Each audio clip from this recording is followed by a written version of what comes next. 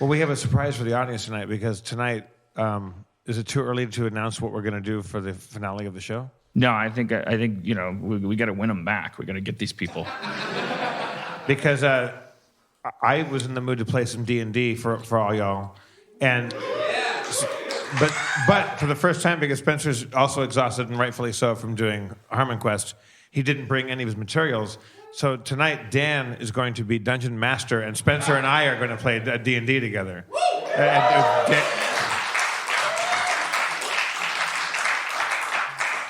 Do you think you got what it takes right now to be a Dungeon Master? Yeah. Let's do it. Let's do it now. Let's just start it off. All right. Oh shit.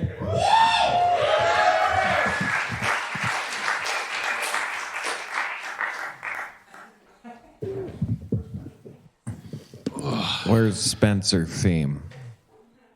I just wanted to sit down. Yeah. Is this how you usually keep the microphone? Oh yeah. What do you mean? Is it like it's like are you taller than me? I'm Huncher. Like that? I'm kind of doing that, yeah. Don't you ever want it to be a little lower? I do. That's why I bend it down lower. Right. Right? You poor little thing. No. It's This is a silly way to have a mic. It's blocking half your face. That's what I like about it. Huh. You know what I got going on back there most of the time? A hard on? Ants. AIDS. Ants. Ants. Yeah. Yeah. He's got a little bit of AIDS back there. Spencer, what are you grateful for? Oh, I'm grateful for friends and fun and food. Oh, food. Oh, man, you guys, holy shit. We were in New York. I got this banana pudding at this place called Magnolia Bakery. It was so good. Yeah. I went back. I bought 2 more banana puddings. It was so good. I went back home. There was a Magnolia Bakery in L.A., and I went back and got some more. It was so good. Yeah. And in the all of the dressing rooms at the Harmon Quest shoot, there was a note on our table that said, "Look in the fridge." Yeah. And there was 2 banana puddings, and one for me, one for Church. Maybe there was 2 in every fridge. I don't know. There was 2 and they were all for too. Jeff and Church. Yeah. And it said, "This banana pudding is from Spencer." Yeah. That was very sweet of you. Oh. And that shit was good. It's so good. And you can make it yourself because I have the recipe. Next Harmontown, I want you to bring enough banana pudding for everybody. All right, that's easy enough. All right, what kind of characters are you interested in portraying today, gentlemen? What does Jeff want? You're the game master, Dan. Like, what kind of realm do you want to put us in? Like, is this a fantasy realm, like a la Pathfinder D&D? Yes. Okay. And Spencer, what kind of class? Do you want dice, or do you it's going to freestyle? I could use a couple dice, but did anybody bring any dice, by the way? No. See, in the old days, our fans all had dice. In the old days. Yeah, I mean, I'll just roll them in my mind. That's fair. It's my favorite James Taylor song. I'll be rolling in my mind. That's Billy Ocean. You've got dice that I'm rolling in my mind. 20 sides of booty. 20 sides of booty? Every side I'd 20 like to sides find. of booty? Yep. Oh, you got dice? For real? Bring them up, sir. Now we're talking. Oh, shit. Oh, thank you, sir. What's your name? Greg, everybody. Greg, the dice donor. Oh, shit. Greg, have a seat for a moment, Greg. Greg, let's meet you for a moment.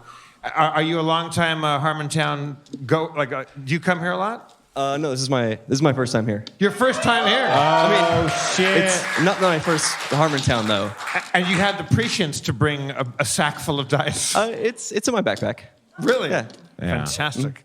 Are you a game master or just a game player? Just a game player. What do you play? Mostly Pathfinder. We just started a 5th edition game with some of my friends, and I'm gonna join a Wednesday game like coming up next week. So, Damn. it's fun. Fantastic. Greg, was it? Yeah. Where are you from? Santa Monica, actually. Santa Monica. Yeah. Should we keep Greg up here and play along with us? Like, yeah. I mean, we're using your lumber right now. We should keep you up here. Dan, how do you want to start this off? Do you need anything from us? Greg, what kind of character? It's Greg? Yeah, it's Greg. What kind of character do you like to play, or would you like to play? I could be a cleric. Okay, done. Damn. What do you want to be, Jeff? Jeff? I never do this. I'm going to go. I've never done this like a straight up fighter. I want to be like a warrior. All right. Spencer. Can I be a thief? Yes. Yay. Be a what? A rogue. Oh, yeah. Oh, yeah. Bone Weevil style. Right. All right, so we got Greg as a cleric, me as a warrior, Spencer as a thief rogue. Mm-hmm. All right. Oh, boy. Okay. You can feel the fucking awesome dramatic tension No, on stage I'm right now. excited. Oh shit! Oh, Lighting shit. change. Lighting change. I'm rendering your campaign in my head, It's now loading. compiling. Yeah. Tip. If you attack an enemy, you gain experience. Oh, that's a load screen. Yeah. Tip. Okay, Dan. Alcohol. Whenever you're ready, I'll give you the Spencer theme, so you can do the thing. Or do you want to talk us out for a bit? Like, It's probably best to just jump in before I can really think about this. I think, because what am I going to do? Make it good? Throughout history, the realm of Falstaff has been besieged by war and famine. This war-torn, famineous realm has one center of population in the dead middle of it. A bustling, thriving city called Citopolis, where men and women and non-binary unicorns hang clothes from clotheslines and pursue other acts of happiness. But an omen of doom is on the horizon for this normally peaceful realm. For the king of Tribbles is planning something, unbeknownst to our heroes, who find themselves locked in a dungeon deep in the town hall of Citopolis for crimes which they can't even talk about yet. Blue Apron.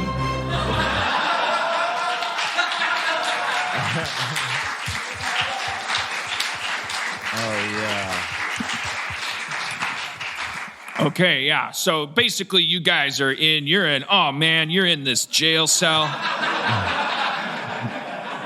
There's like bars and stuff. It's like so many bars. It's like so jaily. How many bars? Oh, man.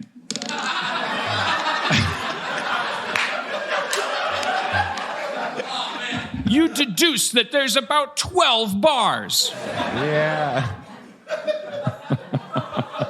It's easy, right? I'm an orc warrior, and I go up to the bars and see if I can try to bend them with my strength. Okay, so do you guys see that this big orc warrior's just going up to the bars, and he's like as if he's trying to bend the bars. But you guys don't know each other. You all three just woke up about 20 minutes ago.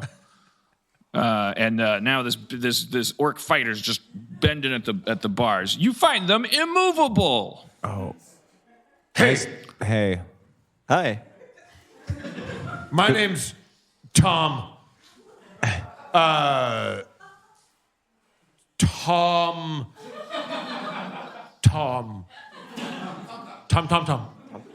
My name is Tom. Just call me Tom. These bars are immovable. Hi, Tom. I'm Lars. Lars Stevens. And I'm a cleric. Use some of your magic to get me out of this jail. I have a baby to feed. Oh. Whoa, that's crazy. Who are you? My name is Trace Butt. Trace Butt? Yeah. Trace Butt, Apparently. you notice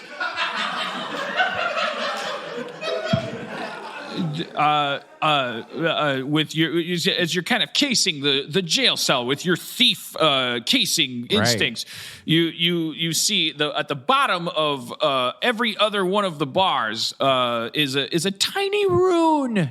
At the bottom of these bars are runes. This thief guy says that. Can I use my knowledge of magics to determine if they're magical runes? Waving your arms in a magical manner. You bring. Oh man, you detect so much. These are standard runes from the Magic Guild of that lords over this realm's magic activities. They're basically like just sort of containment runes. So basically, like this is a jail cell for people, whether they're magic or not. It's pretty standard runes. Like if you were to try to turn invisible in here, it would either not let you, or it would alert somebody, or maybe in a pool when you try to pee, and it would like stain you. Yeah. All you know is that it's secure. They're security runes. That's no good. You guys saw this cleric. He's like, he's like scrutinizing these runes. Oh man, what are you doing? We can't use magic to get out of here, I think. Or if we do, it'll alert the guards. Okay. I can try, though. Well, what do these locks look like? Sorry, what? What do the locks look like on the door? Or Oh, man. You look like a thief. You can pick a lock, right? I've seen some locks. The locks look like nothing to you because they lock from the other side. Damn, clever. Yeah. Being a thief, you've been in jail cells before, and I've been in jail cells before. You're pretty. You think looking for even just looking at the back of this lock, like the casing for it, you kind of know it's pretty heavy duty stuff. It's like anti thief lock. This is my worst enemy. Hey, quit looking at that lock, thief. Okay. This guy comes over. He's got fox pelts all over his shoulders. He's got a wooden crown that's blood stained. He's wearing spectacles. One of the lenses in his spectacles is dark green. The other is no glass at all. It's just there's just a hole there. He is wearing high-heeled shoes and carrying two swords. And he's got a key ring on his belt and gravy all over his chin. He gives you a very intimidating look, and you remember once he looks at you, as your memory comes back, that this is the guy that sentenced you. His name is Judge Doom. Oh no. Don't look at that lock, you thief, or I'll put you in a cell that you'll never get out of. What? What? Why? What cell? What cell? It's a cell called death. Glad okay. you asked. I thought that's where you were headed, but I wasn't sure. Yeah. Also, we do have strictly harder to get out of cells here, but that's for A-class criminals. Right. You don't deserve it. Oh shit. You're pieces of shit, all of you. You don't come into Citopolis and act the way you acted last night. How was that? I don't owe you any. Oh, I do owe you answers. You were acting all fucking badass and trying to talking about where's the squid, where's the squid ink. We don't have to tell you that. If you don't know where the squid ink is, then you're an outsider. If you're asking about squid ink and you're an outsider, that means you're an investigator. Setopolis doesn't like being investigated for its squid ink. I can't believe I'm talking about this so much. And he starts, as he's saying that, he reaches for in a pouch and he pulls out, and you guys see that there's this little tiny creature he pulls out of a pouch. It looks very squid-like, and he squeezes it. And you all need to save for mental magic. Oh no. Okay. All right. Okay. A trace butt? Yeah. Trace butt, you see your thief instincts make you dodge to the side and hold your breath. This isn't your first time at the gas attack rodeo. But Tom, and what was it? Lars. Both of you guys you inhale this like weird, greasy, inky cloud of gas. Your minds are like you can't control your thoughts anymore. You start thinking weird shit about it. You see an image of a ship. You see a mountain with a church on top of it. Then you see like inside the church ostensibly. Although you don't know. You just using the kind of Eisenstein principles of establishing shots in your memories. But it could be the inside of a completely different church. But you saw a church, and then you're seeing the inside of a church, and it's a flash image, and you see blood filling the church, and you see this Judge Doom at the front of it laughing, and then you black out. Relative to you, Trace, Damn. but these guys just like they fall down and they're unconscious, and then they don't wake up for at least an hour. So if there's things you want to do while they're asleep. So what's the judge doing then? Is he still hanging out? He walks away. Okay. I mean, you know what? Okay. He can. Well, no, he notices that it doesn't affect you, that it didn't take with you. I'm holding my breath. Yeah. And then he's like, you're not worth it. And he walks away. Sorry. It's all right. It's fine. Gotta go refill this squid now. Yeah, man. And he walks about 10 feet down a hallway lined with stone, wet stone. And he goes through what you can hear. You can't see it from here, but you're using your thief casing instincts to notice that it's probably a very large wooden door with many locks on it. All of them remaining unlocked, but you can just hear the clanging, and your thief ears are going like, right. There's a lot of fucking locks on that door. And I'm trying to count his steps too to know right. the distances. You put them you put that door at about 30 feet away from the Hell yeah. cell door, just around a kind of jagged corner, as if there's like. So all you know is that there's a hallway, and then it comes around, and then there's this cell. There's no cells next to it, and then there's that hallway that would. It ends at a dead end, like right out in front of your cell. Mm-hmm. There's a table there with candles on it. There's a torch above that. It's weird redundancy, but and there's some stuff on the table. But is there anything in the cell or anything? The cell has 2 benches. And no windows. Okay. It's So I don't have any tools or anything because I'm prison. Yeah, no. Yeah. You guys, you guys are wearing like burlap robes that seem like standard issue. But Lars and I are still asleep for an hour, right? Yeah. So you did all that to do. I figure an hour is a long time for a thief. So if there's anything else you want to know, I can't really try and pick the lock with my hands. I'd assume that would be crazy. I mean, you can, you try to. Well, what if have we revealed what races we are? I'm an orc warrior.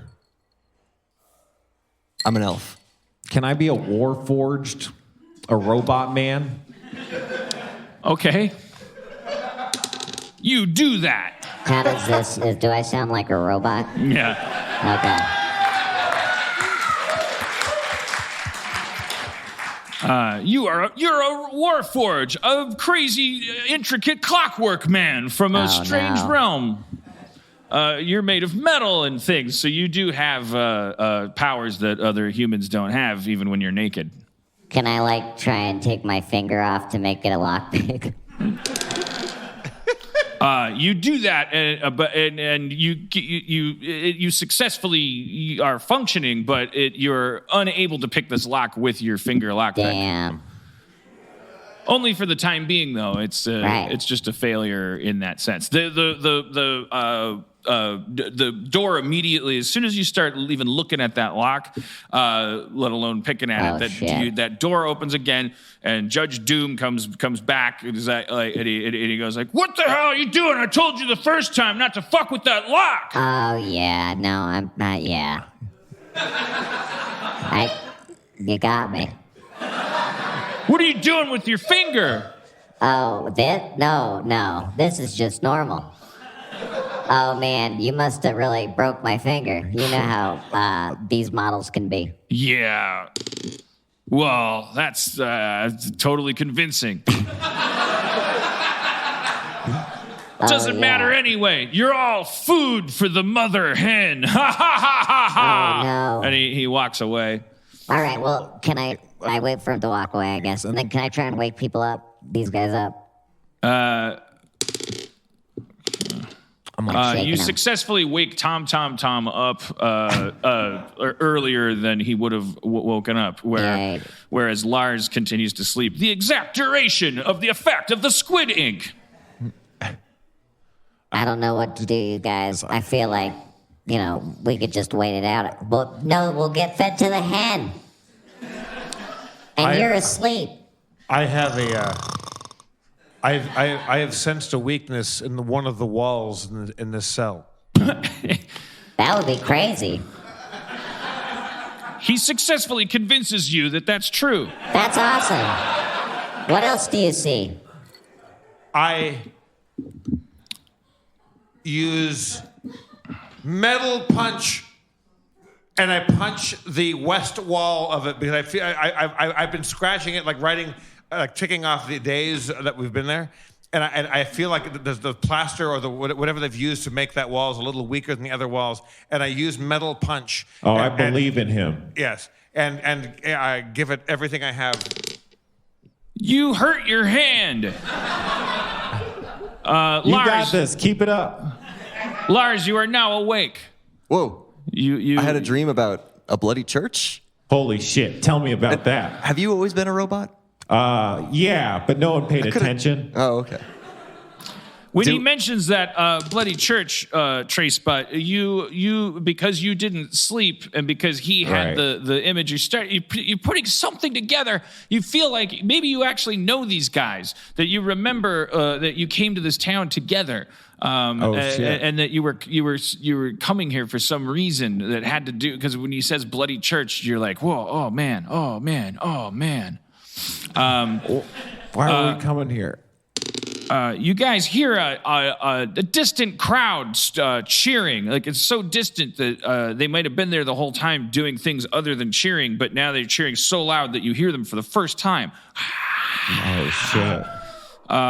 The door opens, the same door as before, and Judge Doom comes walking down. And like, all right, you fucks, you're ready to feed the hen?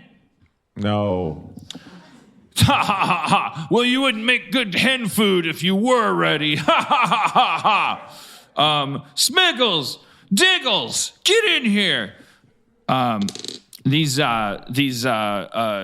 squid-headed priests come in, and they're wearing robes. They kind of look like Tom. You recognize them. You recognize them as mind flayers. They're psychic monsters. Sentient, though they're not monsters in the sense that they can't vote and stuff. Like they're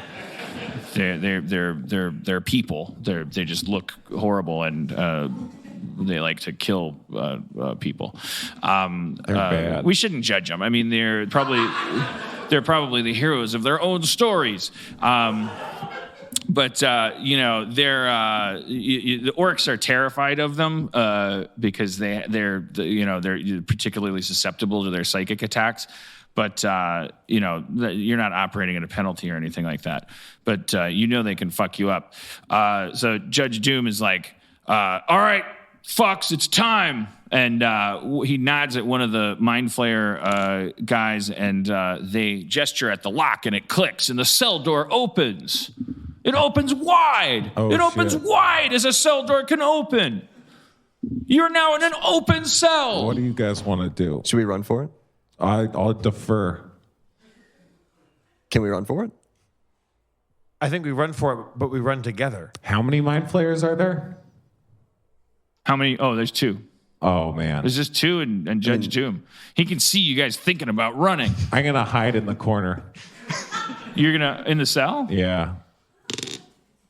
You do a passable job of hiding in the corner of the cell. It's like, I know you're I'm not over there. involved in this. It's pretty impressive how concealed you are over there. Thank you for showing me your skills. I'm glad you're in there. Yeah.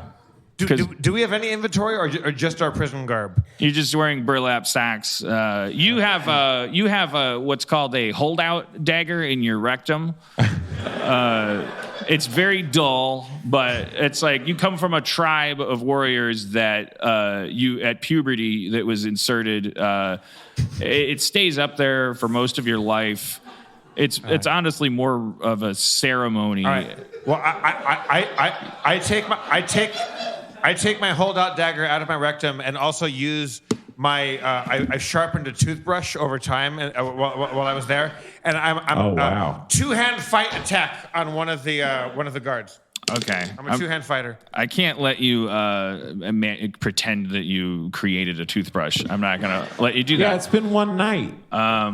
But Is that metagaming to have created? well, a you toothbrush? you can't just say, by the way, I did this. Okay, Although I'm giving you a little latitude because you don't have character sheets and stuff like that. So, Right. but I'm calling the toothbrush out of bounds. It's fucking bullshit. I take my out of bounds dagger out of my butt and put it I kind of like. Well, hold on, because it's one action to do that, and I rolled for it, and you do such a bad job of. Oh, no. But it's actually kind of good news because you're doing such a bad job of getting the dagger out of your ass that he doesn't know you have one yet. So, you're just like digging all the way up your ass, and it looks like he's like, ugh, orcs. Yeah, perfect. That plays right. He into is my- racist. I am racist. I hate all races. And then you see him look over at one of his mind flayers who didn't seem to react, but he's like, whatever. Identity shit. politics. I hate identity politics. All right. So I hate I'm gonna run identity for it, then? politics. He keeps saying it because he's not. He wants to get a rise out of people. I guess. Do I see? He really thinks it means something. I hate identity politics. Do I see Tom Tom pull out his dagger or try to He pull his hasn't dagger? done it yet. No, yeah, Attempted. you just see the same thing that everybody else saw, which is like this orc is just digging in his butt like he's like his own puppet. But so your hand is still up your ass, so I would actually let you take another I try believe at in you. I pretend that I'm asleep. You do you remove your don't hand from your believe in you. ass? No, or no. I pretend that I'm an orc who put my hand up his own butt, and then you go, oh, and he's like, Like the chimpanzee in the video. I passed out. It's like I'm playing possum right now. No sleeping. Get up. You feel a stab of otherworldly pain in your frontal lobe. Shit. You got psychic attacked. I got psychic attacks. It's searing pain in your brain. But I have a constitution of 21. Well, that doesn't matter. Still hurts. Yeah, But, you know, I care less about it. Well, I'm just a sleepy orc with a hand up his own butt. a creepy voice whispers in your brain, there will be more pain. Let's just go with these guys. You hear a voice from a mostly concealed shadow in the corner of the cell saying that. I trust them. I cast inflict light wounds on one of the mind flayers. Oh shit. Oh man, you have positioned yourself as a harmless man in a burlap sack when secretly you have the power of the ancient holies. You now lay your hands upon the nearest mind flayer, and it reacts with searing pain as you cook it like so much calamari. Doing. Yeah.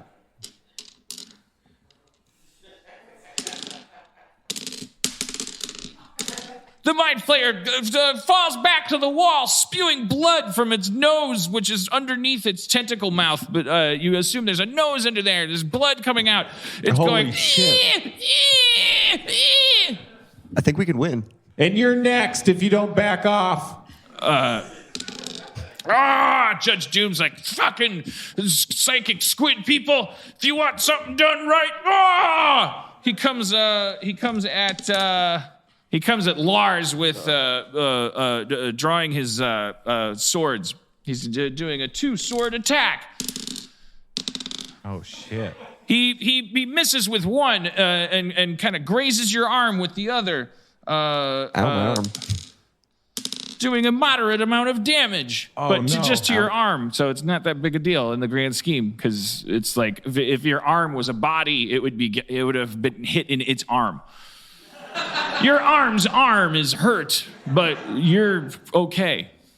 Jeff, what do you got?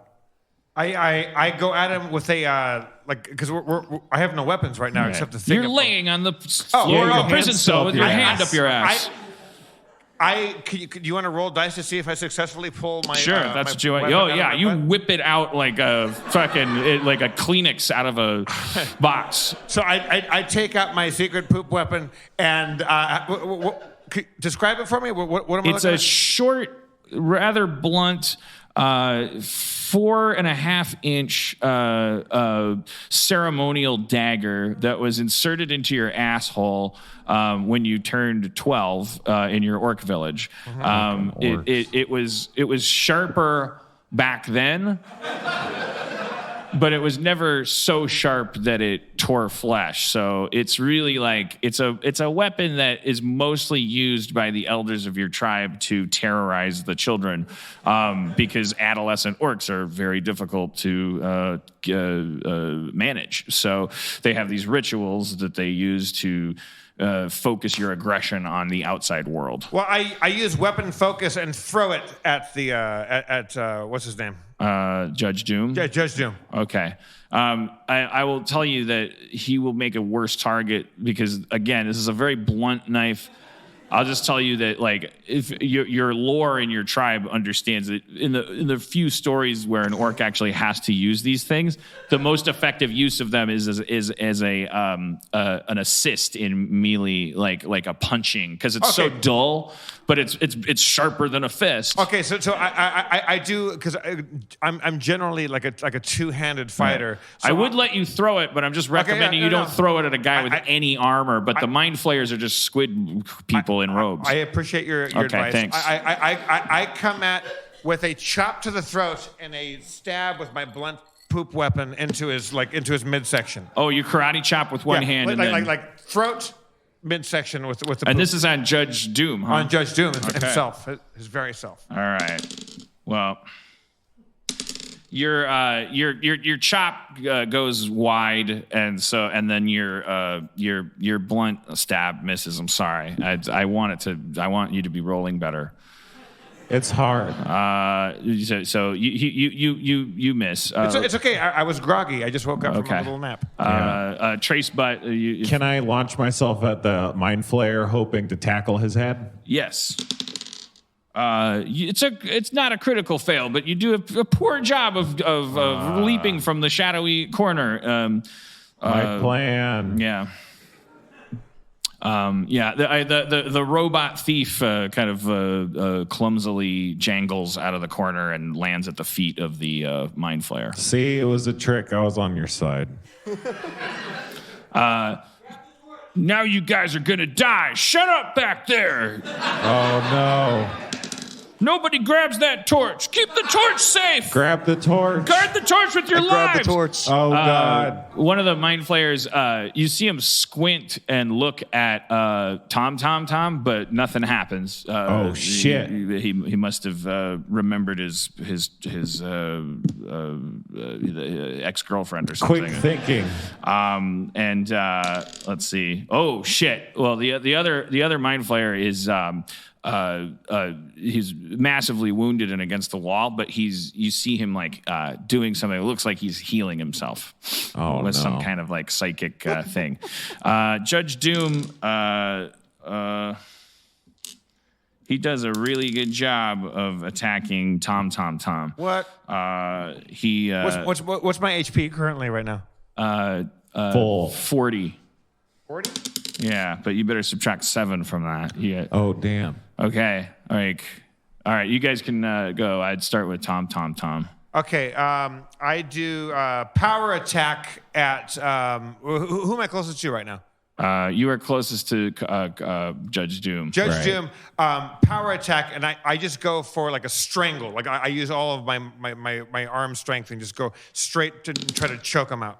Okay. You grabbed his throat with the efficiency of a animal at bay. Nice. From the stories of animals with hands from your childhood. Your hands go to his throat as if guided by special magnets in a novelty sculpture of someone choking someone, and your thumbs find his windpipe with magic-like efficiency. Nice. You realize you have his life at your mercy. You need only squeeze to snuff him out. Power attack. Squeeze that shit. I mean, it's all right. You crush his windpipe. He can't breathe. Even if you let go, he can't breathe. He's so sad and in such pain. Oh no. This is what your actions hath wrought. He's crawling to you, Lars, like. This is Aligned with demons and live in torturous agony. What did you say, Spencer? I'm just punishing him verbally. Does he have any items that look stealable? Oh man, he's got so many items. There is one mind flayer left, but that was Tom's attack. Lars, you can go. I kick him. You kick Judge Doom. Okay. Yeah. Well, I mean, it's an easy target. Yeah, you kick him. I mean, he's like, man, I'm dying and now I'm getting kicked. Ha! You see? Trace bite. You want to do something? Yeah. Well, do I see any items on his person that I could like immediately grab like within a short period of time? Yeah, like his most visible objects are he has a pair of shimmering, slightly glowing gloves made of a very fine chainmail that are draped over his belt. He has an extra sword on the back, He-Man style. He's got those fox pelts that you notice upon closer inspection. The eyes have a kind of life to them. That's cool as shit. Yeah, I mean they don't just look like regular dead foxes. They look like maybe they're like living pelts. Okay, can I take the sword and throw it to Tom? You grab the sword off the back of the dying man, and the robot thief flings you this sword. Do you want to try to catch it? Yeah, I try to catch the sword. You do so with like a globetrotter. Hell yeah! I'm gonna go grab a Coke. I'll be right back. Can I don't know if where's Spencer going? He's achieved his dream. He's leaving. Okay. I catch the sword and I try to use the momentum of catching the sword and swing around and kill the final mind flayer. Okay. And a cleave. I use cleave. It's a critical hit. Yeah!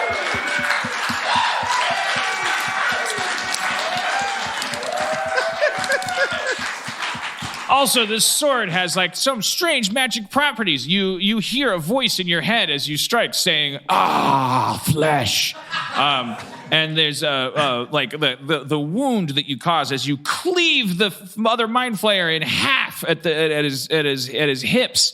The wound is cauterized with a strange orange glow, but it's not a healthy thing because it starts to eat the flesh away. The body continues to start disintegrating in both halves as you watch it. You'd still have time to grab any like his robes, but he's slowly just disappearing. So have we vanquished everybody inside this room right now? Yeah, you've got the other mind flayer is like injured, he right? was healing himself. So he's at a disadvantage. He's only just alive. Trace butt, finish the job. What about you? Lars. I cast Scorching Ray at shit. the last Mind Flayer. Well, what's your god? In a good way. Can we not talk religion? It's like politics. Linking your thumbs together and fanning your fingers out in a manual display of the symbolness. Flames shoot from your fingertips in a fan-like pattern, dancing through the air and connecting with the face and genitals of the mind flayer. He shrieks in agony through all of your brains, trying as hard as he can to hurt you with his thoughts. But all he successfully does is share with you what he's thinking as he dies, which is, oh God, Daphne, oh, why was I such a dick? I was gaslighting. That's what they call gaslighting, is what I was doing to her. And he dies. Damn. Nice job, guys. I loot the bodies. You find yourselves wondering, what was that relationship about? Lies. Feel kind of bad. Yeah. Okay. So yeah, I mean, he's technically alive, the Judge Doom, but he's not. He's not gonna finish him off. He's not gonna continue living, and he can barely speak. He's turning purple. He's dying. I walk up to him and say, "What did you have against us in the first place?" I give him a pen and paper.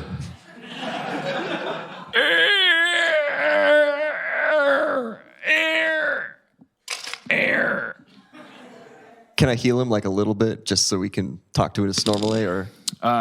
Okay, he's like cure light wounds. Okay, you do that. You cure it, just a tip of his light wounds. Air.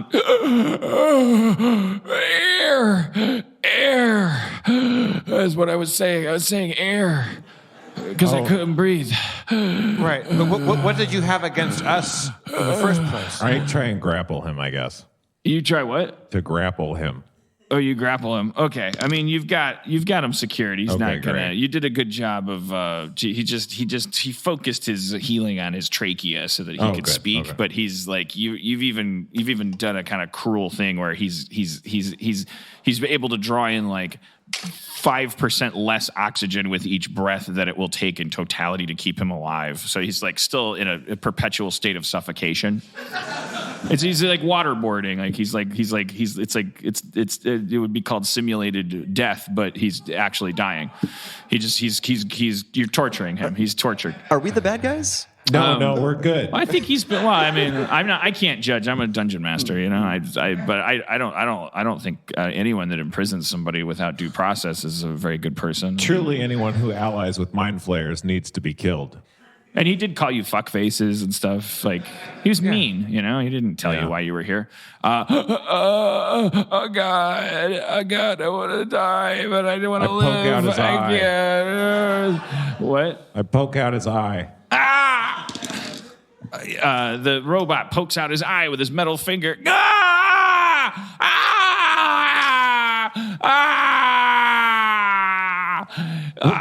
Dude, please stop. Please don't torture me anymore. I hate dying in pain. If you're going to kill me, please kill me. If you're not going to kill me, please heal me more so I can live. I pick him up by the ankle and hold him upside down and look. I'm trying to get him like eye to eye, but my arm isn't long enough. So like I keep scooting my hand up, like I have him by the belt now. He's upside down, but I have him by the belt. So now he's upside down, and we're eye to eye. And I say, "Where is the squid ink?" It's in my pouch. pouch on my belt. You know that. How would I know that? I used it on you. Is that what you? I take the squid ink out of his pouch. There's a pouch on his belt that's like writhing around. You remember that, or maybe you don't remember. Maybe you're a better role player than I am a DM. Oh, shit. Because you have a faint memory of he's got a little wriggling squid in that bag. Yeah, shot you and with brain he juice. squeeze it. It's like a knockout drug or something that comes out. I put it in his mouth. Wait, hold on to that. That could be useful. My rogue mind tells me. Okay. Good thinking, Trace Butt. I give Trace Butt the pouch of squid ink. Oh, thanks. You now have a squid ink of knockout. A baby squid of knockout. I guess I grab his keys. You grab his keys. Is there anything on that desk that's relevant? The desk contains 6 candles, 2 hats, and a drawer. Take these hats. One hat is like a tall hat, like a 2-foot tall hat. I take off, what's his name? Judge Doom? No, I take off Judge Doom's outfit. Like I'm going to like dress up like him to sneak out. But then I just go, you know what? It's just funnier if I leave him naked. And I light his clothes on fire. So he's now just naked. You could have had him be naked and also take his clothes. Yeah, but I don't want to, they don't fit. Okay. So he's really sad because he's naked now and he's still, again, he's dying the whole time. Mm-hmm. It's like a horrible death. I give him 2 good berries. Well, thank you. And then I smash him in the head and kill him. Where'd you get good berries? My butt. They were in the. Oh God! They were in the secret compartment in the hilt of the anal dagger. Yeah. Yeah, that's some good thinking. No, it is. It's like a beautiful. I'll tell you, the ritual that is Orc Village practices. It in its roots, it's actually a really wonderful thing, but it's just become so corrupted, and it's just about oppression. Right. Like it's really just about scaring kids. Are there other prisoners in this jail cell? No. Let's make tracks. What's that? Let's get out of here. Oh, the robot says, "Let's get out of here."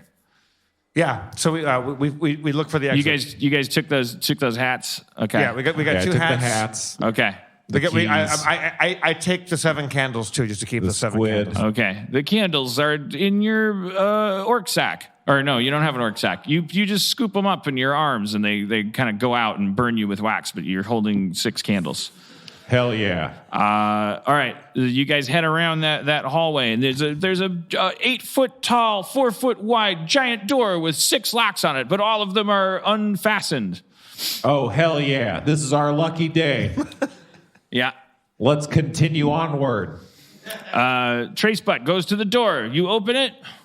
Yeah. He opens the door. Oh, I should have listened. Behind the door is a room. It's white with white walls and a white ceiling. There's a hole in the ceiling that's a square. Below the square is a beechwood table, finely polished, containing all of your items in 3 separate piles, one for each of you, Hell each yeah. labeled with your name.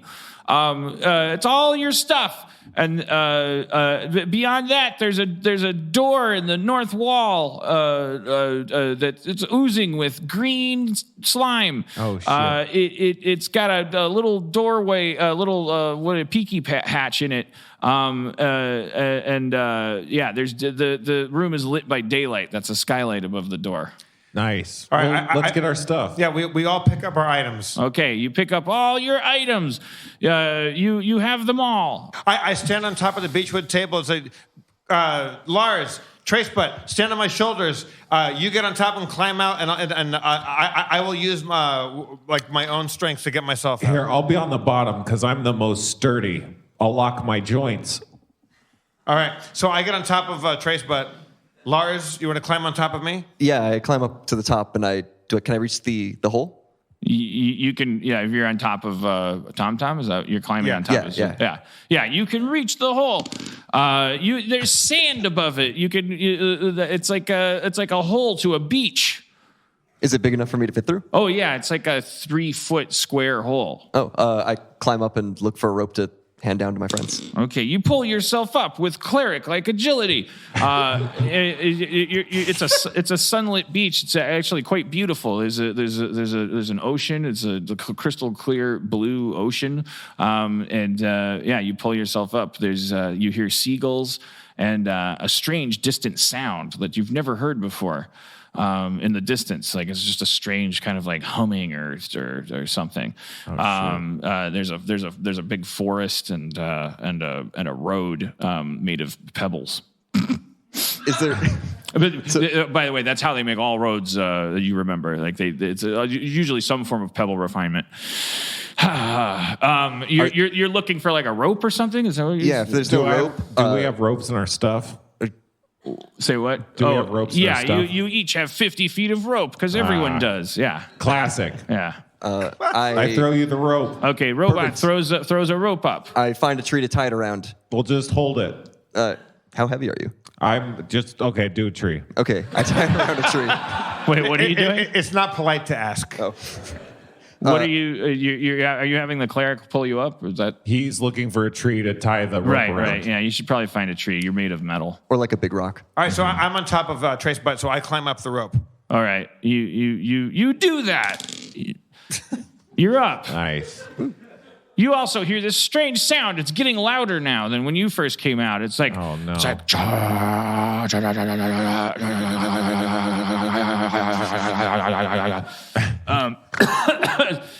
so you both manage to find a rock. You secure the rope to it, and you pull a Trace Butt up. Hell yeah. The sound keeps coming. We gotta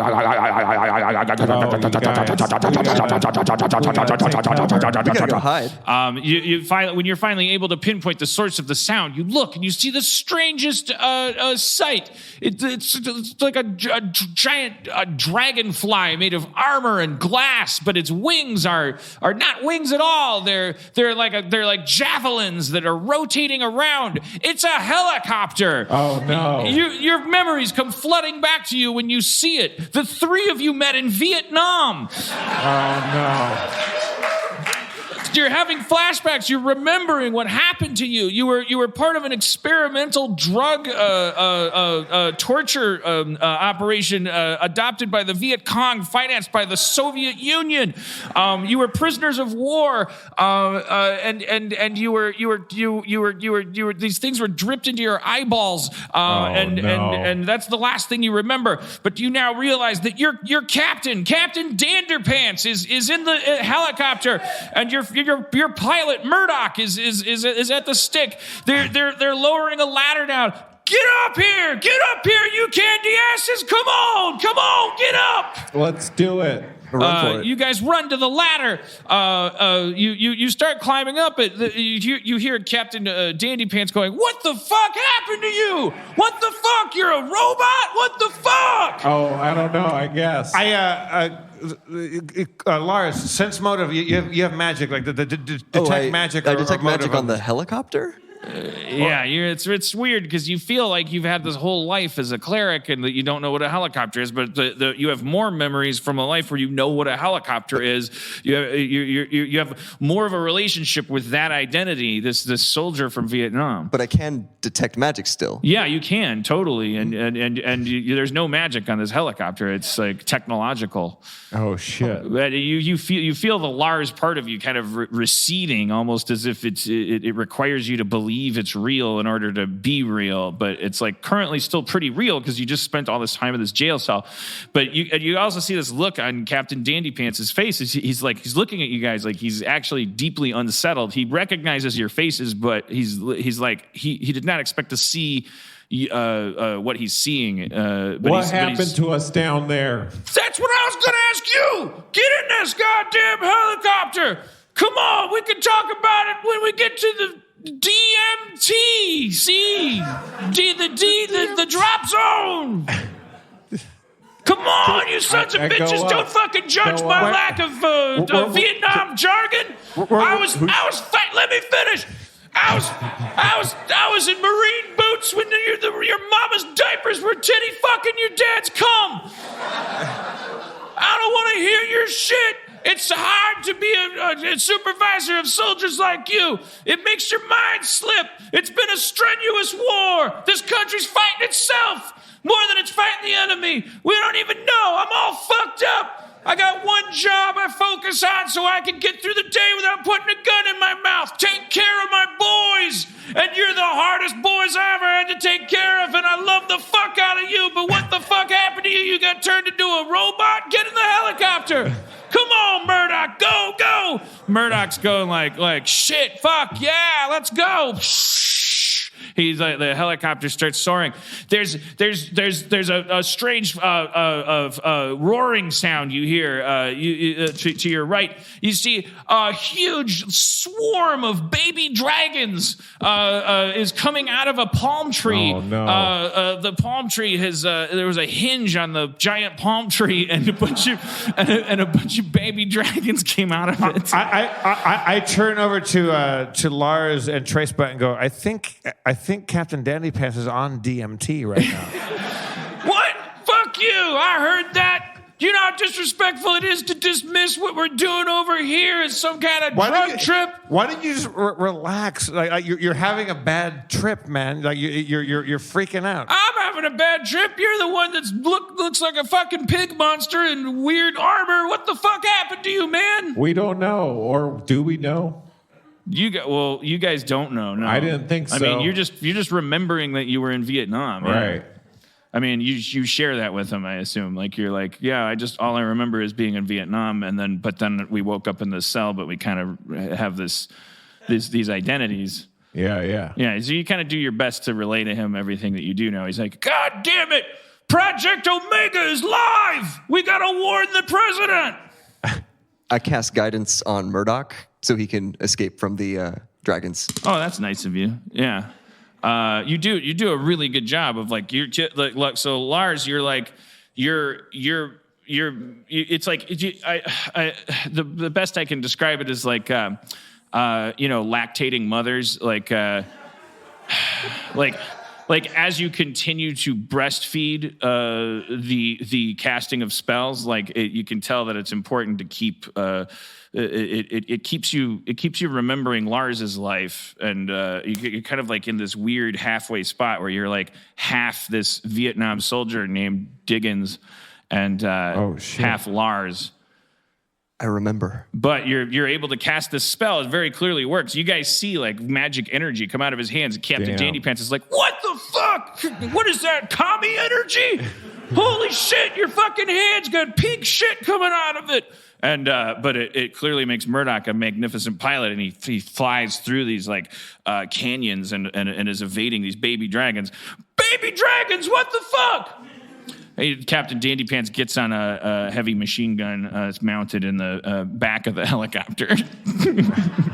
You ever see baby dragons before? I haven't seen any shit like this since fucking North Korea. What the fuck's going on?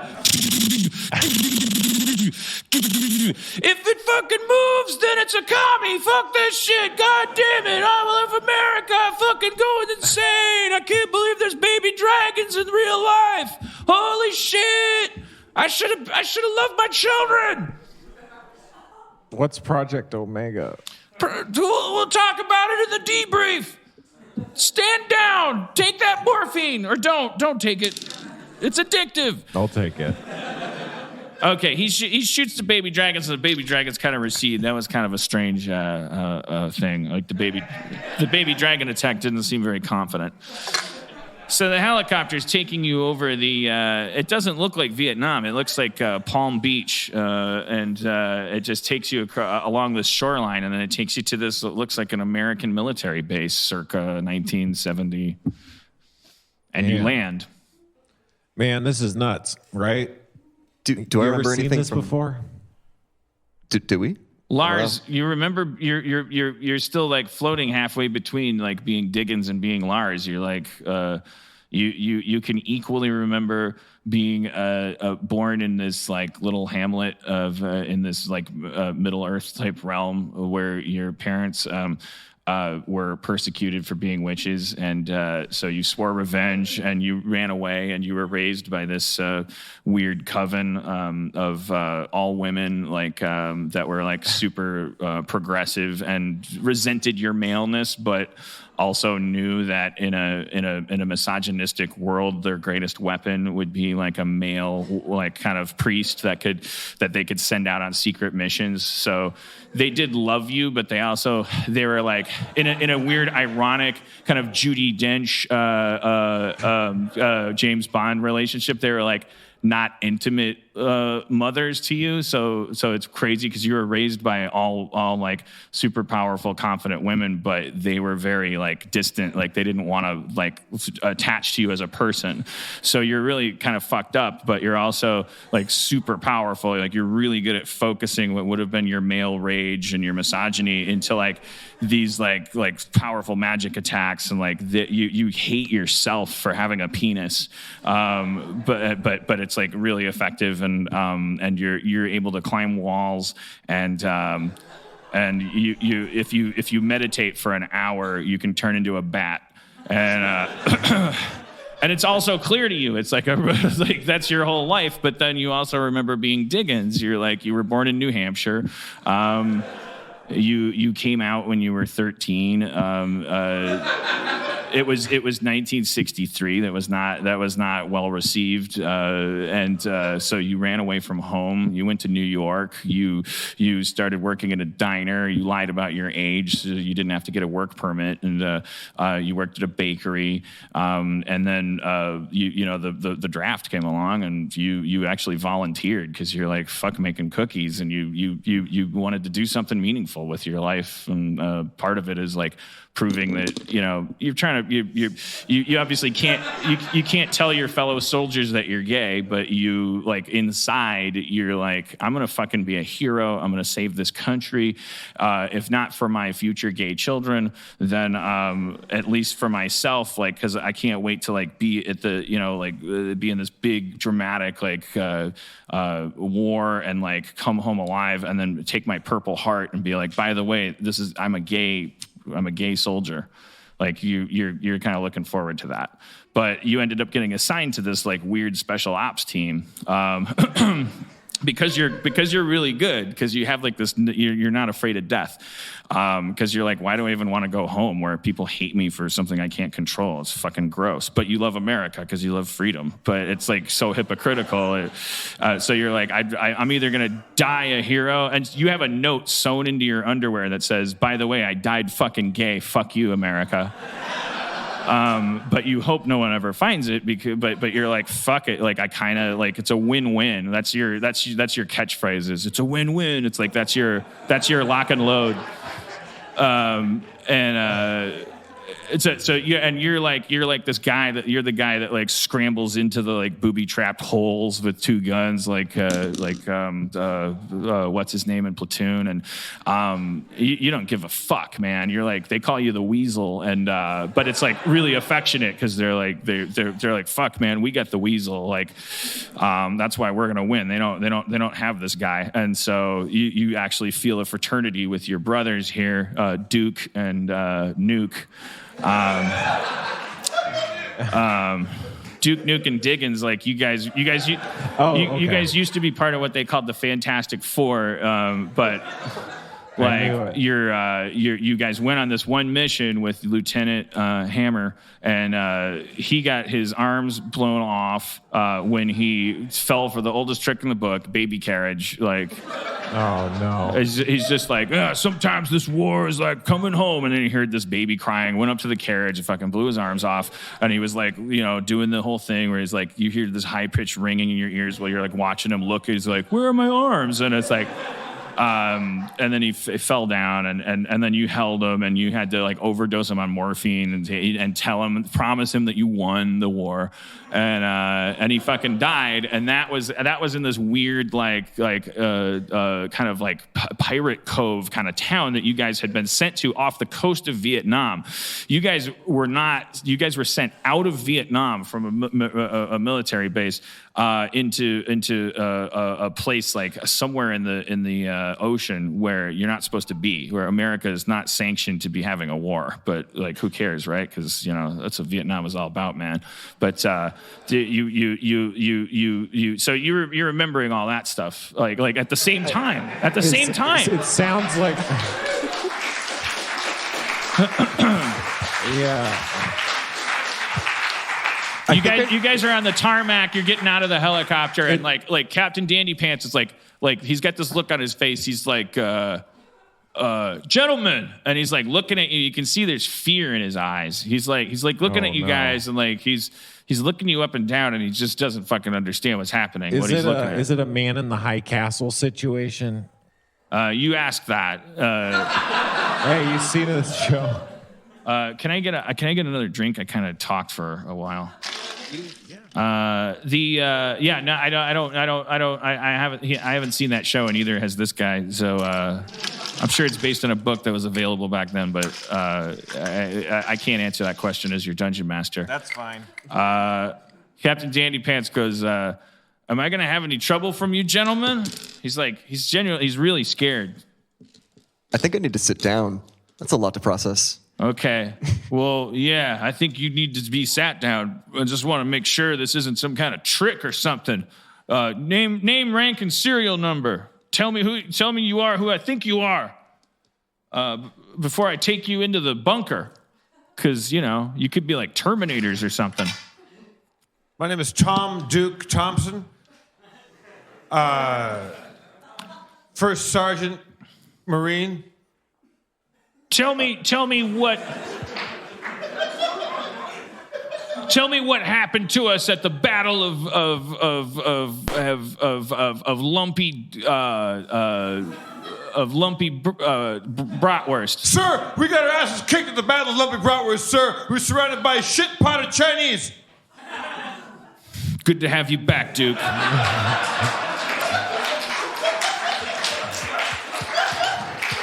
Nuke, if that is you, tell me what your expertise is and what we always tease you for in the barracks. Trace Nuke Butt, known for special ops and stealth deployments and shitting his pants when he laughs too hard. Well, I'll be a son of a bitch. There's no way the VC could have hypnotized you into pretending that. Whoa, oh, god damn, it even smells the same. It happened again, sir, and it's still funny, sir. Diggins, tell me anything. Sir. Lars Diggins, sir. Special Forces. I've seen too much shit, sir. I'm ready to go home. My bad. What did you say? I didn't hear what you said. Oh. Oh my God. Technically, sir, we've all been in the shit just now. All right. Well, you know what? If they've developed some ability to replicate your fucking personalities and that look in your fucking eyes, Diggins, then they deserve to win. Let's go see the commander. Code 310, open up the belly. What you thought were trees now reveal themselves to be half tree, half human Marines. Or are they just men in ghillie suits? You don't know. But if they are, they're like state of the fucking art. They look like costumes from Wizard of Oz or something. They look like trees, straight up trees. But they got faces and they got like ammunition and on their bandolier straps.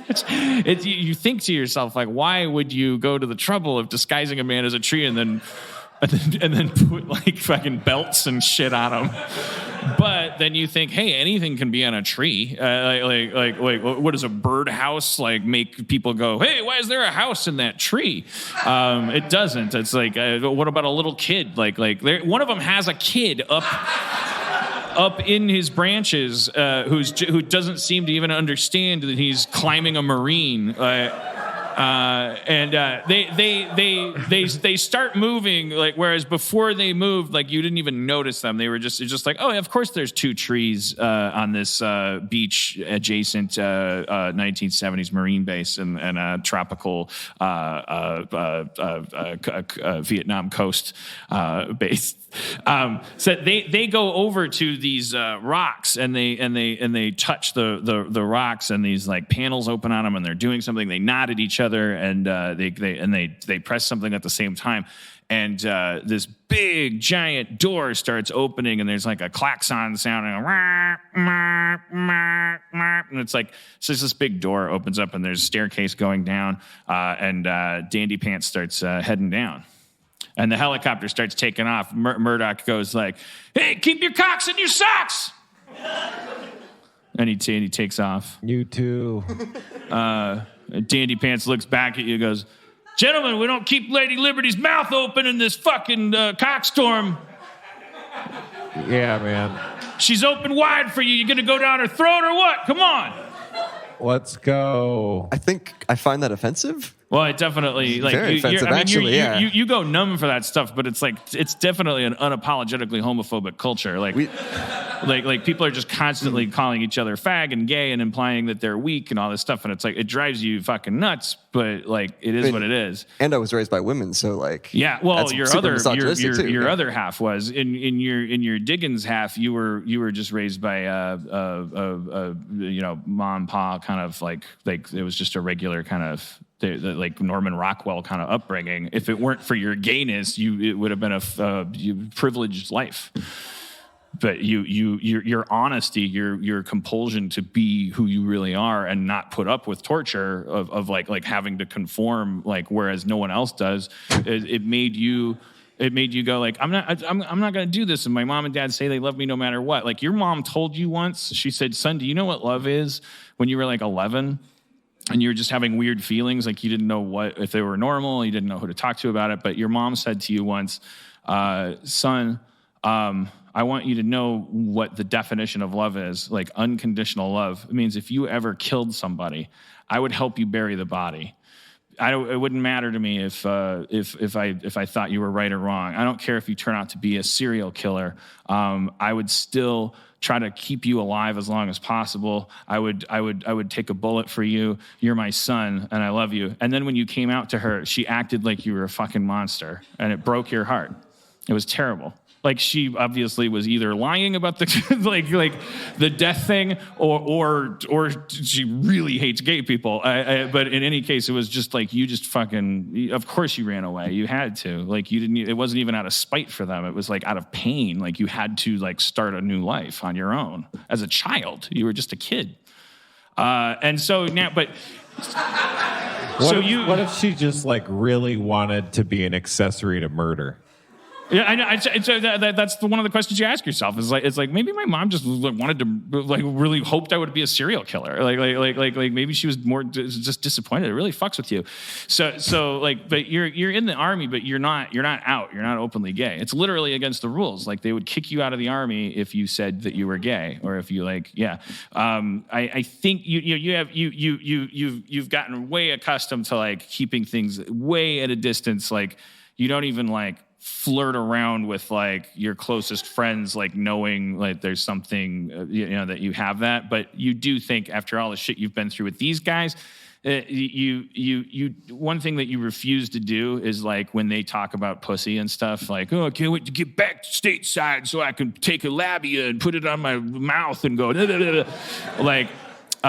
You draw the line. You're not going to lie. You're not going to live a dishonest life. So you just kind of like nod and stuff. But these guys, like, they were never like, "What are you, a faggot? You know, like, how come you don't talk about pussy with us?" They just like, I think, but you wonder sometimes if maybe they think like, oh, and it's like, there's a part of you that thinks if that's the case, if they know, and the fact that they're not bothering to ask you about it, corner you about it, in this fucked up, sick world, that's the love that your mom was trying to express to you in her hypothetical thing. It's like is other men that are agreeing to protect you unconditionally by going like, I'm never gonna ask. You know, like, and it's a really fucked up thing. So yes, you have it triggers you every time. Like come on, get down this cock holster. Lady Liberty doesn't suck cock, like a gay man. She can't keep this mouth open or the Vietnamese are gonna shove their fucking dong down her throat like she's a gay dude from San Francisco. Come on, you pinko faggots, get down there. And you're used to it, you're numb, but it's like one of these days, man, one of these days. So yeah. Yeah, you are offended by it. Am I offended by it? Well, I'll tell you. You know that he's gay, right. and you're not exactly on the Kinsey scale, like fucking so far to the straight side that you find that idea offensive. Like you're afraid to ask him about it because like it's safer this way. You had some crazy experiences growing up in your Midwestern hometown. That's like in the fog that gets created by abuse and like experimentation in a society that doesn't have conversations about it. Like you're not even sure at this point what happened and what didn't happen, and that was before half of your identity was a robot from a magic land. You kind of think you kind of feel like maybe you rubbed the head of your dick on your best friend's dick at summer camp. Who hasn't? It's and that you two were into it, but it was also like it was like, oh wow, it's so great to have a dick. Like I was easy to please. And you've talked to people that were like, oh yeah, I did that too, and I'm straight as an arrow or whatever. Right. And it's like fucking like you don't know, but one thing's for sure, like as a very thoughtful like demolitions and stealth expert, like you're no stranger to self-examination, and like you really admire Diggins because like it's like, god damn, if what's the case with him is what I'm thinking, this fucking guy must have it really hard. Like there's a really strong bond between you guys, and you've actually curtailed some of your pussy eating talk. Right. Duke, How do you feel? You've heard of homosexuality, but yes, sir. Familiar with the concept, sir. No, oh, sorry, I'm not your captain right now. This isn't the debrief. Oh. Sorry, sir.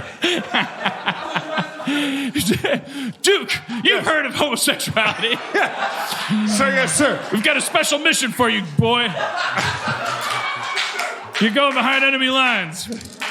Are you familiar with the rising trend of disco music? Yes, I am. The good news is I'm sending you back stateside. The bad news is you're a village person. No. That's a different campaign. Can I be the Native American, sir? No, I was just going to let you know because I fleshed that out for these guys that just in case you're wondering, like Duke,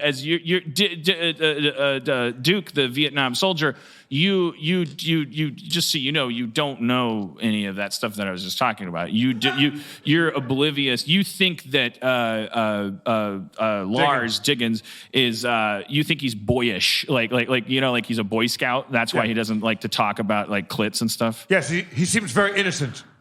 Yeah. Like you think you're very confident in your masculinity, and like you. Am I, sir?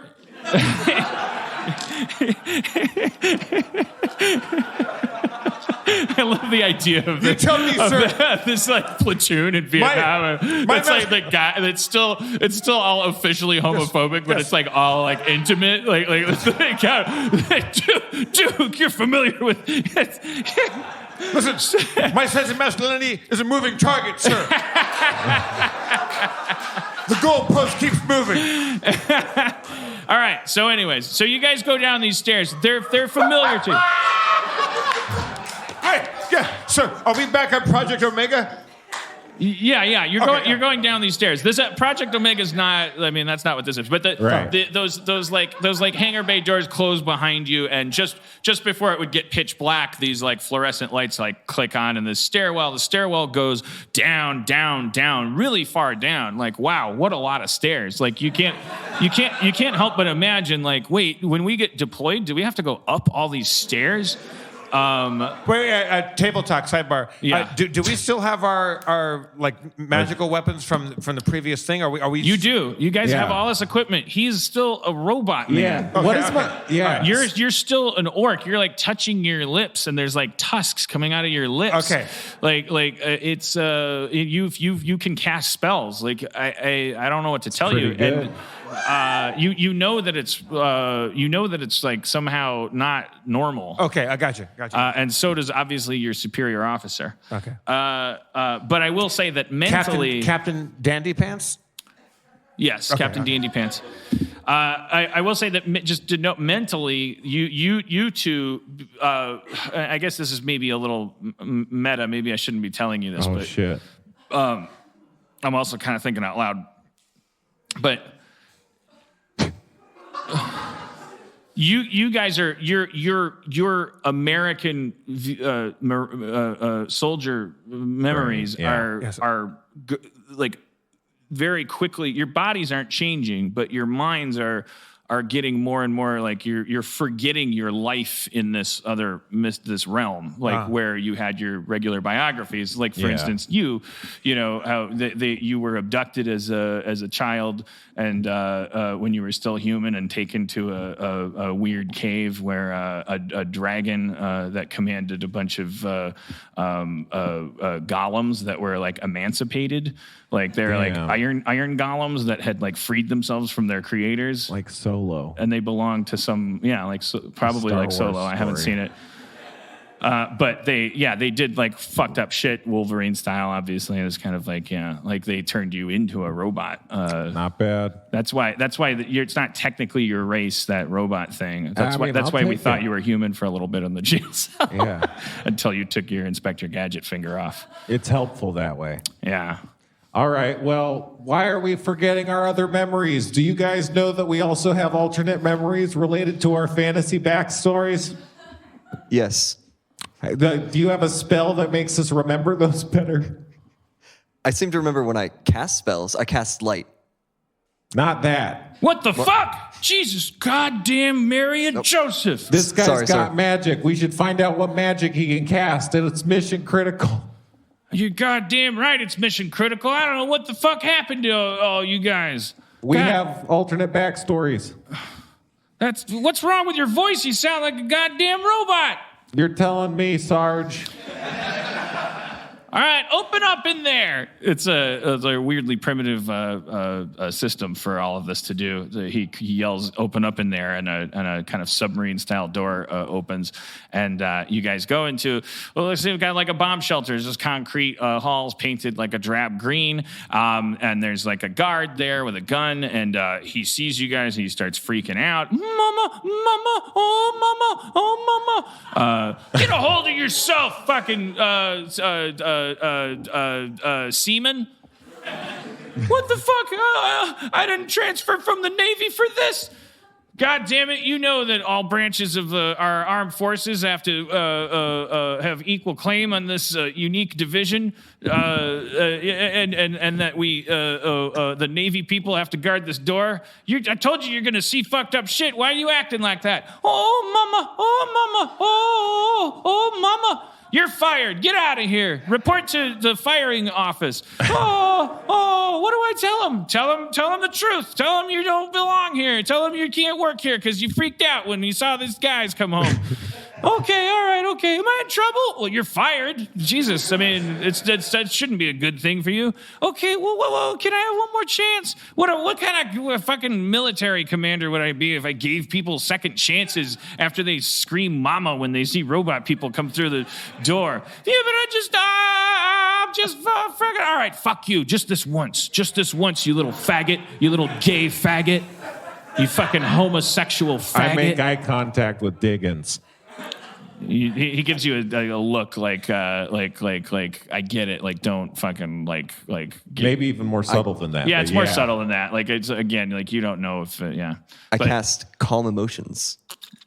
you can't calm. Oh, you Calm can emotions. on Professor. I can't Dandy Pants Both of them. or on the kid that's like freaking out. Yeah, on the kid. Oh, okay. You cast calm emotions on him. It's amazing. You keep rolling 19s every time you cast a spell.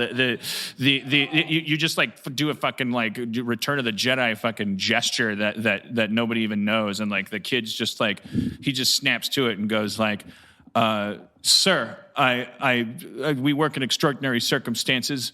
I think it's good for me to continue to have strange reactions to them. I apologize. I acknowledge my offense. I commit to change." And and his chest is just like he just like takes out this thing, and the Dandy Pants is like, "Well, all right then. God damn, fucking Navy fruits. I can't, so used to water because it's like pussy, fucking wet pussies, fucking." Men fucking women, That's the stuff I like to happen. All right, and then he knocks on a door. So the door opens, and it's just this big like office. It's like filing cabinets and fans, oscillating fans, and guys in white short sleeve shirts with ties. They got sweat stains around their armpits. It's really smoky. There's like bad ventilation, but everyone smokes. It's totally accepted, normal thing to just smoke indoors.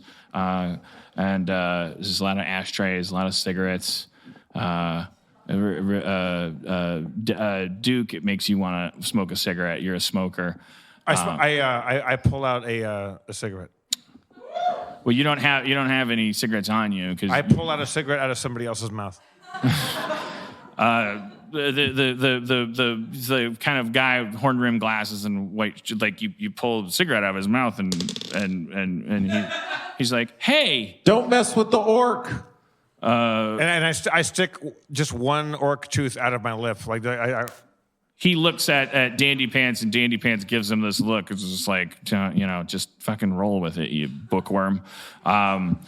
Another door opens on the other side of this like vast like kind of office pool. There's like on the other side of it there's this wooden door, and the door opens, and this like general comes out. He's a full general. He's a general. We salute Okay. and give deference and 4 such. stars. Everybody does except the it's got 4.5 stars. 4.5 stars. Yeah. Nice. And one of the stars has like a tilde over it. Like it's like a special star for something like he's bilingual or something. I don't know.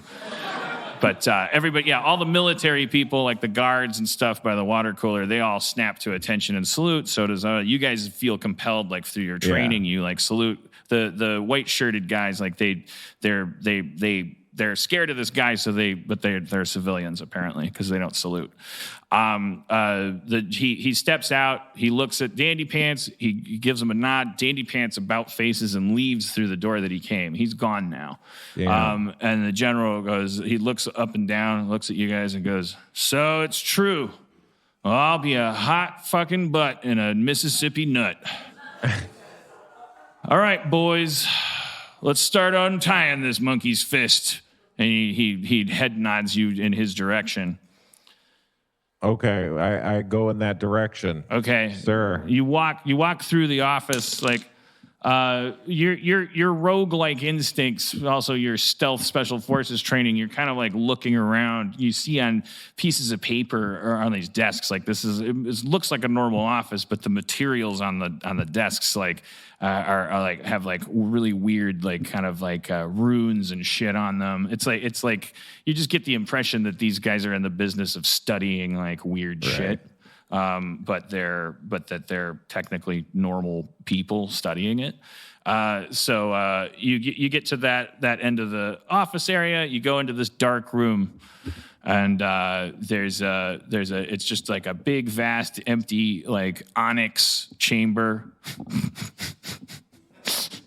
Hell yeah. Yeah, it's really easy to describe, and there's not a lot of detail to it. But it looks cool. My brain though. is tired. How do you do this? You're doing so good. I don't want to make anything up anymore. It's just like a video game. It's just like there's only so many triangles and pixels that you can render before you're just like, God damn it! Don't make it round. Make it a box. But it's a big black room, and there's it's like there's like a couple chairs in the corners, but at the far end of it, in front of a big screen, is this like big desk, and there's no one behind that desk. There's a nameplate on the desk that says General Hodge, and but there's a standing slightly to the side of that desk is a man in a three-piece suit with shock white hair, pure ivory hair. Damn. Whiter hair than you've ever seen, and big white eyebrows. I guess it's Matthew Modine in Stranger Things. But he also has a little goatee. It's Colonel Sanders. Oh, yeah. But in a black suit. Colonel Sanders in a black suit with horn-rimmed glasses, and he's not smoking, so it doesn't bump with the smoking man in X-Files. He's got... So he's kind of like Colonel Sanders in a black suit with glasses. Colonel Sanders has glasses. He takes his glasses off. He has piercing green eyes, and you can't see them closely yet. But boy, if you ever look at his eyes closely, there's like this crazy thing I'll describe. But he says, "Step forward into the light, gentlemen." I go, we've ran into mind flayers. You know about mind flayers? I know about things that you've only just begun to understand. Well, then learn that. Mind flayers. It's crazy, huh? That's bad news. What's happening? Thank you for that information, soldier. Step forward into the light. Oh, I do that then. Let's get a look at this.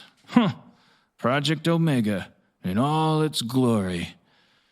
It seems you whippersnappers just found yourselves on the front lines of America's next brand of war.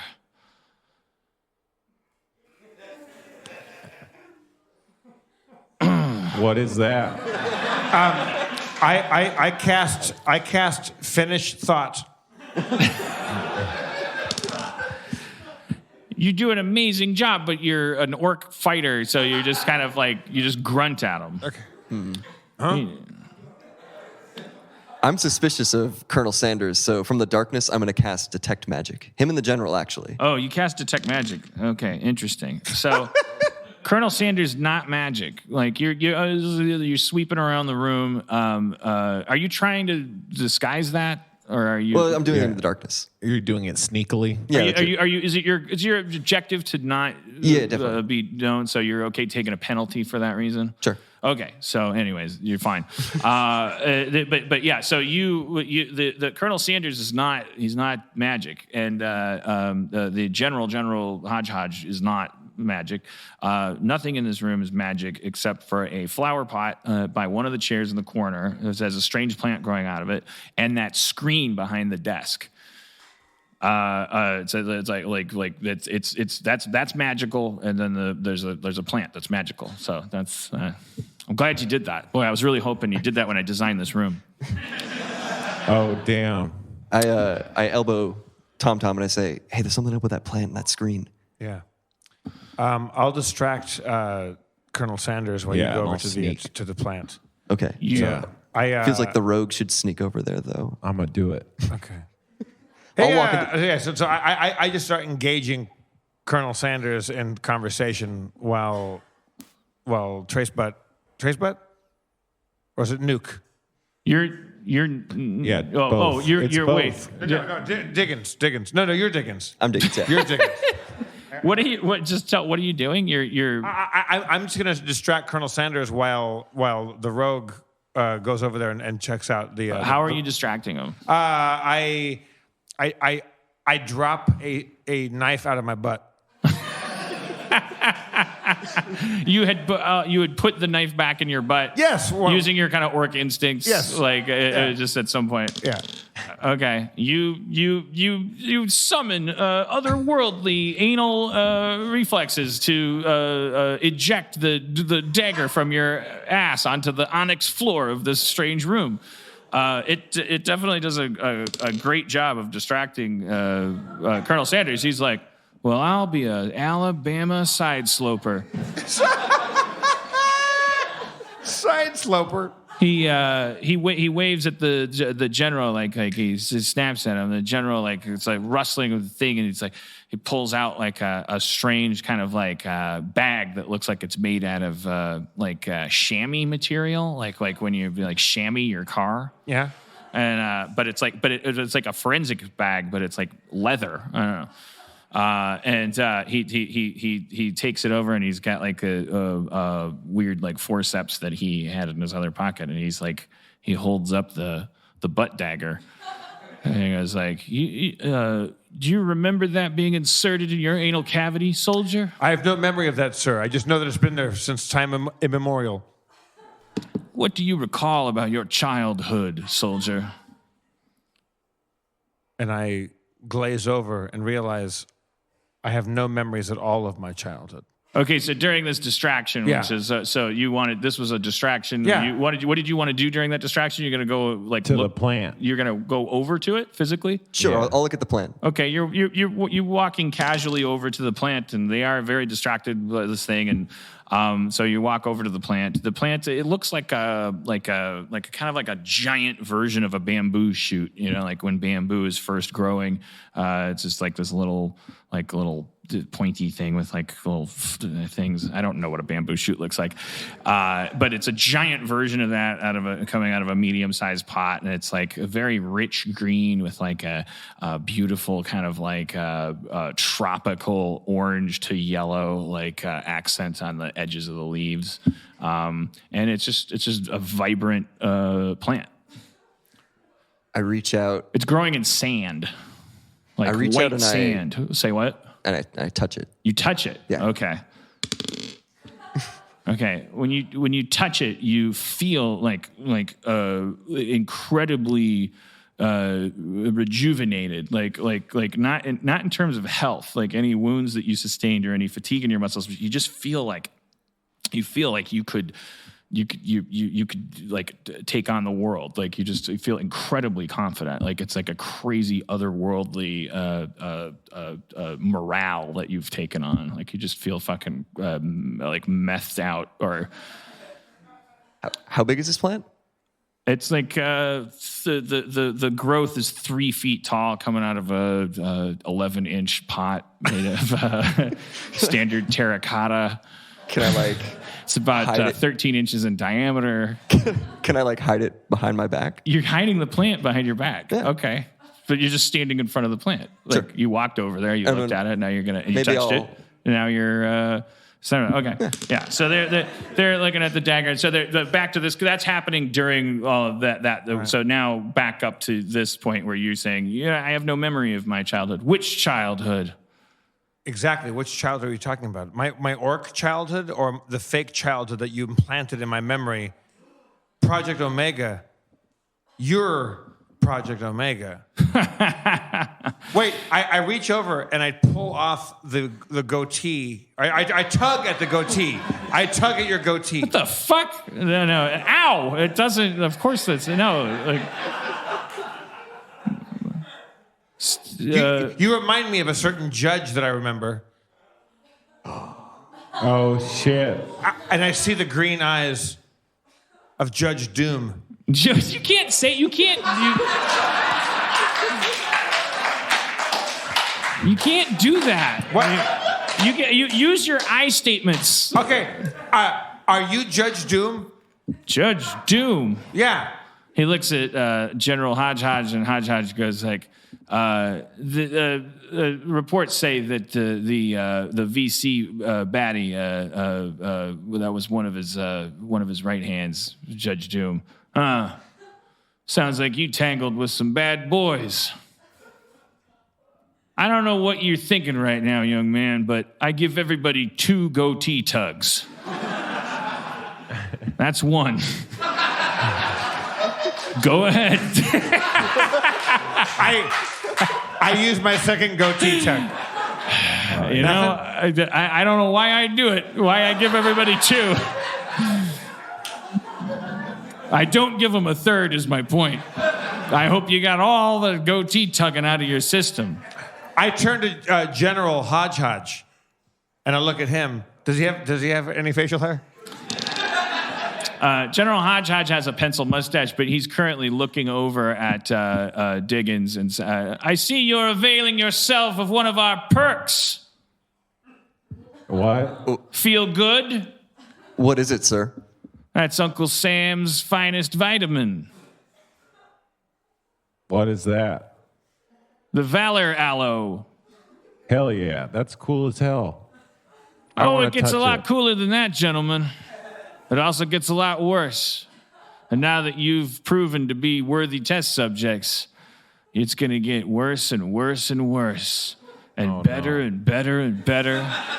You're going to do so much for us. We should probably tell them exactly what's been going on at this point using been our going magic on? screen. Hit it. The screen lights up with imagery that elucidate the topic as they explain to you guys that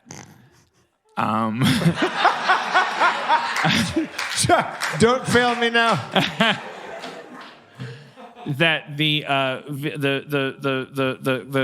Soviet Union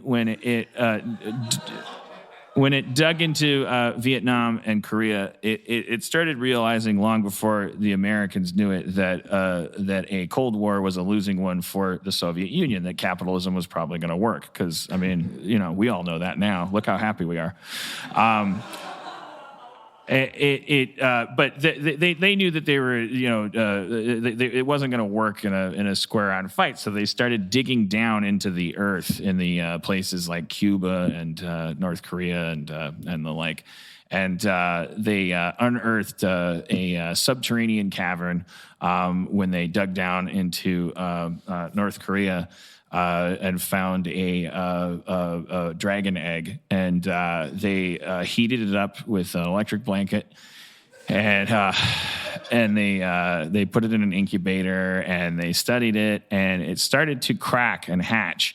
And when it did, something crazy started happening that SETI, the Search for Extraterrestrial Intelligence, started reporting to them, which was then a secret project. No one knew that it was actually started all the way back then.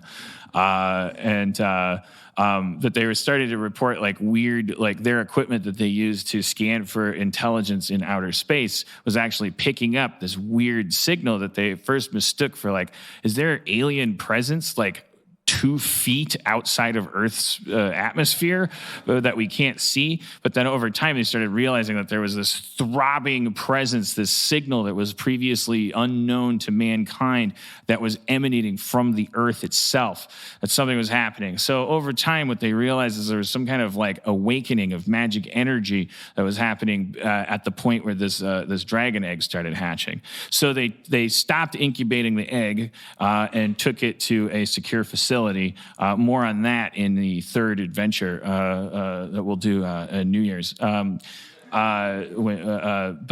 then they found out that so there's the, you know, that magic is real, and they found like and the Russians were, oh, there it is, okay, yeah. They found out magic is real, and then so they started. You know, they had already been doing like these programs, like in the American military, that where they're doing like remote viewing and MK Ultra and stuff like that, experimenting with LSD and brainwashing and all this stuff. So spies, American spies that had access to the information of what the Soviets had uncovered, they used it to liberate some of this information and used it to dig down in Los Alamos because and find a dragon egg of their own. They did not incubate it, but they started chiseling into it. And when they did that, the person that was chiseling it got struck with a bolt in his eyeballs, and he flew back, and his hair turned white, and he became this Colonel Sanders guy. That's this guy. He's like a head scientist from MIT that they entrusted with this project, and his name is Colonel. Well, we gave him a name before. I can't remember. Let's call him Colonel Sanders, and he. So he he gained all this knowledge when he tried to chisel into this dragon egg, and from his knowledge he started dictating to think tanks and stuff, and they started writing up all of these tomes and things and storing them in transistorized devices and analyzing them. And America, so since 1959, has had this secret operation going where they've been trying to it's a magical arms race that's been going on between the Soviets and America all this time. It was largely not generating any results, but they had been training people to try to use this stuff. What if you read this stuff? Can you cast spells? Can you do stuff? And it wasn't really working that well, but it was getting enough results that it's got massive funding, and God forbid the Russians actually accomplish something before we do. So that's just been going on underground, which is why the defense budgets are so enormous. It's how could a nuclear missile cost that much? It's crazy. You just take some nuclear shit and put it in a fucking bullet and throw it. It's a huge invention, the idea that it takes a lot of money to make a nuclear missile. All of that money goes into also schools. It doesn't cost that much to teach children. So all of that money has been secretly funneled into these programs. And so when you guys joined the military, you went through basic training, but then through certain tests and things, they detected kind of aptitude on your parts, and then they started funneling you over into these programs where you were getting trained for this other stuff. And the reason that we actually went to Vietnam isn't because we were trying to protect the world from communism in the sense of Vietnam being strategic. It's because there's a site in Vietnam where the Soviets had found this weird Stonehenge structure, but underground in this cavern, and it was this it made more magic. And so they sent you guys on a reconnaissance mission, and then you got captured. But then they tried some weird shit on you, and you had this whole adventure that we don't remember. But you were in this different world, and then you woke up in that cell, and then now you're remembering that this was all part of some crazy mission that started in Vietnam, and you still don't understand. Did you go through a portal? I bet you did. Why were you on the other in this other world? So these guys are they've always suspected that the reason why these dragon eggs are creating this magic energy is because they're the only things from a different universe that that exist in ours, and that there must be some way to get to that universe where magic is normal and technology isn't. And if you could get there, then you could take magic energy and use it for military purposes over here. And so it seems like maybe the Russians have found a way to get to the other side, and you guys must have been there and escaped. I have one question for the game master.